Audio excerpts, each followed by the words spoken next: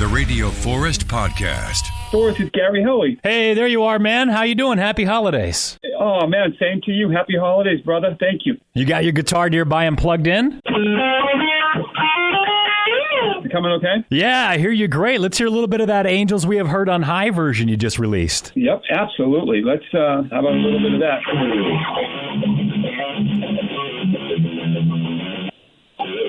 Congratulations on the new song, the new version, the tour. You've got an album with Lita Ford. You're touring with Lou Gramm. You're really putting it in this year. Yes, it's been a great year. A lot of stuff going on, a lot of music stuff, a lot of fun. Working with Lou Gramm has been incredible, just playing live with him, and finished an album with Lita. And that is something that I can't wait for people to hear. Now, Lou was just inducted into the Rock and Roll Hall of Fame with Foreigner. Did he talk to you at all about that? Did the timeline work where he knew he was getting inducted and you guys were working together? Yeah, well, I knew they were getting inducted. We were out on the road touring, and he was getting excited, about it coming up and everything. And then I saw him after he, did his performance and got the award and stuff, and he was all excited. He was out on tour, and he was saying he loved working with Kelly Clarkson, and that he really enjoyed singing with her and stuff, and that he was hoping to go on her show sometime. Did you get to watch the ceremony at all? Did you see any of the performances? I did. Yes, I did. I watched pretty much most of it. Yeah. What do you think about Ozzy being inducted as a solo artist? Of course, you've got a strong connection when you tried out for Ozzy Osbourne. Yeah, absolutely. I thought it was great, man. I thought it was great that he got inducted as a solo artist because he's such an icon, and I'm glad that they're getting people in there, especially while they're still here to appreciate it. I wasn't exactly proud of some of the performances, but I understand they have to. It's kind of like the Super Bowl, right? They got to have like some pop people in there to kind of spread the love around. And I don't want to be a gatekeeper of rock, but he was like such a force of metal. I wanted more rock, more metal, but I guess I understand. You know what I mean? Yeah, I'm with you, man. I thought it did get a little bit watered down with that, and I was hoping for more, maybe have like Rob Halford come out and sing for Ozzy or something, and whoever else could do it. But I agree. Yeah, he's the Prince of Darkness. He's biting heads off of bats. He's had the most famous drug journey of any rock star, and it's kind of watered down for TV. But again, I get it. I'm not really complaining. It was a little hard to see him with his health. Now, I don't want to make fun of him. He's lived a hard life. He's getting older. I get that. And it's amazing to see him there. But when you see your icons like Jeff Beck and Eddie Van Halen go, and then you see Ozzy aging, it just kind of like scares me a little bit because there's no next Eddie Van Halen or Ozzy Osbourne. I agree with you. Yeah, you see the legends, the icons slowly drifting away, and you're like, who's going to replace them? Where's the next generation of it? And, it's hard to find, honestly, because they built such a legacy. How has the year been for you? I know it's been just about a year since your mom passed. How has that been with the holidays? Does this time make it harder? Yeah, I've kind of found a way to get through it and be able to keep the positive energy and work and just do what I know they would want me to do and to kind of carry the legacy. And I think it's like a period we all go through, there's the hard and the, like you said, the up and down flow. But for me, it was getting this record done, Avalanche, my new album that's coming out in March, getting it finally done and mixed. It's finished. Max Norman, speaking of Ozzy, he mixed it, who did Ozzy and Megadeth, and he really brought it home for me. And it's a collection of songs about my life. That's why I called it Avalanche, because I felt like I got hit by an avalanche with a lot of the stuff that was going on.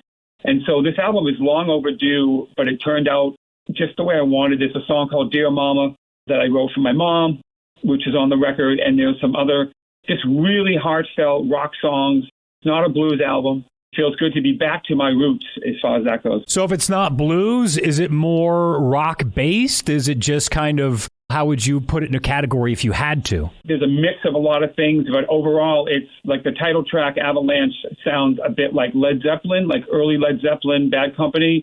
There's some powerful ballads on it that sound a little bit 80s meets 90s. There's some songs that are just super, super catchy, like really good hooks with driving rock behind them. And what I tried to do was killer guitars, a lot of power chords, a lot of power riffs and solos and things like that. And there's a song called Cold that's a really slow ballad about people being left out in the cold. And there's a song called Safe Place to Fall. That's another really strong song. A song called Maine to Mississippi. That's kind of a deep, just groove song. So there's a lot of variety of styles, but it's definitely a rock album. Now, you've got that Rock Legends cruise coming up, and I know you've done these cruises before. You did one with Lou Gramm. In 2025, it's you, Alice Cooper, Styx, Foghat, Jason Bonham, Don Felder, a whole bunch of other rock stars and bands and musicians. Do you have any plans to hop on stage and jam with somebody, or is that kind of something once you get out on seas, you run into somebody you start chatting, or do you make like surprise plans for the crowd now? Well, it's a bit of all of what you just said. Like the last cruise I was on, Bret Michaels invited me to come out and play with him. So I came out and we did a jam, and it was kind of an impromptu thing. But I actually host a jam on Saturday night called the Rock Legends All-Star Jam, and I host it every time I go on the cruise for the last 8 years.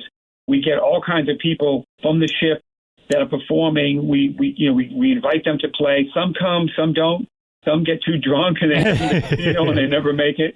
And then you have the ones that do. And last few years, we've had like things like Robbie Krieger singing with Sebastian Bach from Skid Row, and just like people you would see together playing. And we're doing everything from old rock, metal, cover Journey songs, Foghat, whatever it is.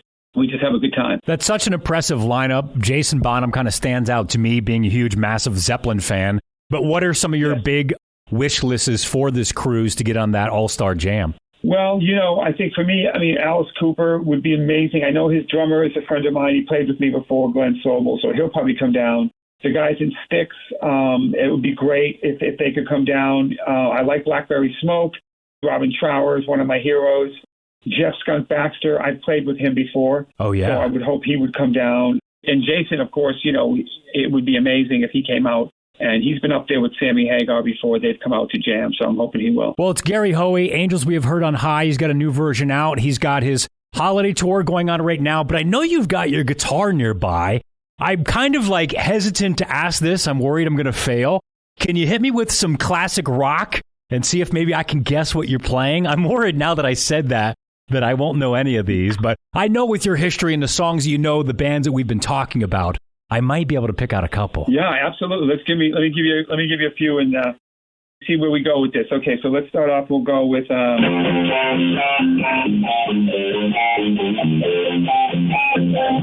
Ozzy Osbourne. You know what I heard, Gary? Maybe you'd know this, being the guitarist that you are. I heard that's just a sped up riff of Steve Miller. I've never heard that. It's the same riff, just played faster, and I forget who it was. But it was somebody in Quiet Riot that says that they were talking to Randy and they're like, hey, check out this riff if you speed it up. And people are like, nah, that's not true. He didn't do that. But the guy's like, dude, I'm telling you, I was in Quiet Riot with him, and it's Swingtown. I think that's so cool. I love it. All right, let's try another one. Here we go. Okay.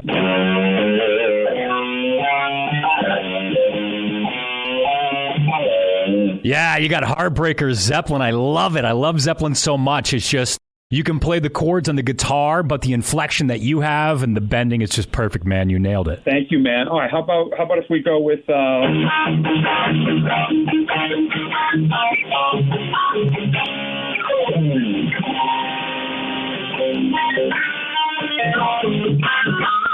Yeah, Panama. I know you've got the Eddie Van Halen amp head. Talk real quick about the impression of Eddie Van Halen on you as a guitarist, because you know the songs, you've got the amp. I know that's a big deal for you. Yeah, absolutely. I mean, Eddie was just massive because when he came out, his first album, 1978, I was so impressionable, and hearing, his incredible technique and everything really hit me hard. But what I loved about Eddie was he had that bluesy kind of background. I don't know if it's because he liked Eric Clapton or whatever, but he had this sort of flavor that was bluesy and not just technical. And the way he had a feel for swing, swing music, for musicians, it's like they know that's like the hardest thing to master is that feel. And the way Eddie would do it, which, as you said,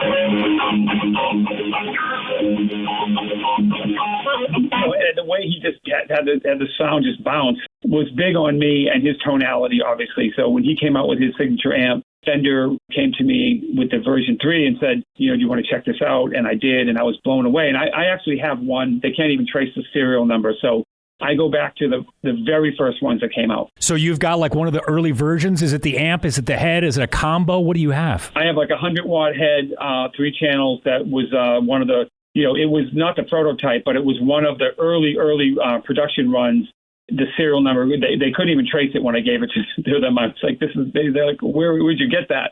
I love the amps. They perform so well. I'm still using them. That's awesome. Hit me with another song. Let's see if I can go get another one right. I'm hoping here. Okay, let's go. Let's give it a go here. Let's see if I can remember this one. How about...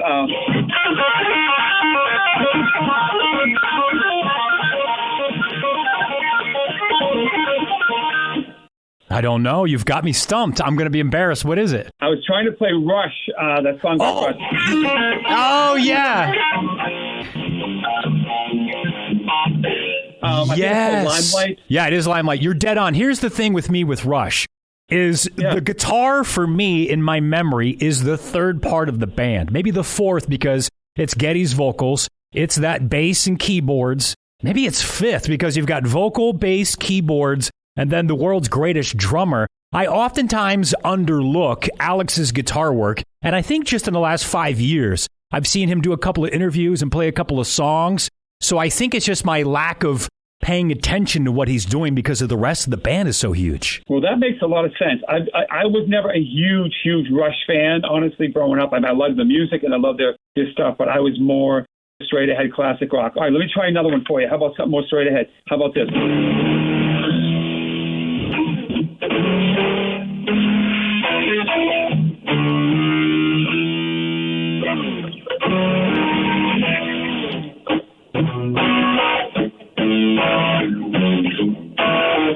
Yeah, Hendrix, Gary, you nailed it. I love it. Awesome. You've got these custom graphic guitars. You've got one per show, and you've got the Rockstar Experience. Explain real quick what that is when you're on tour. Oh, we're doing a thing where people can buy basically like an experience where they come to the show, come to sound check, hang out, and then I play a guitar that's got a custom graphic that we have a guy doing who works with Ace Frehley from Kiss. He works with John 5, Lita Ford, Gene Simmons from Kiss.